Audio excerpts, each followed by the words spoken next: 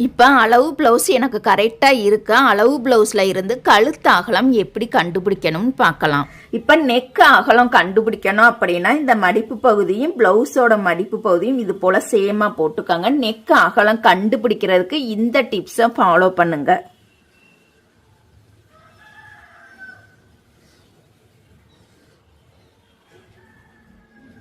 இது பாருங்க, இது போல் நம்ம வந்து கரெக்டாக குறிச்சுக்கலாம். இதுக்கு முன்னாடி நம்ம 1/2 இன்ச்சு முன்னாடி குறிக்கணும். ஓகேங்களா? கரெக்டாக அந்த அளவு குறிச்சிட்டு எக்ஸ்ட்ரா பாருங்க ஒரு 1/2 இன்ச்சு முன்னாடி குறிக்கணும். இப்போ வச்சு பார்த்தோம் அப்படின்னா 2 இன்ச்சு. ஓகேங்களா? இப்போ நம்ம கழுத்து அகலம் 2 இன்ச்சு வந்து குறிச்சுக்கலாம்.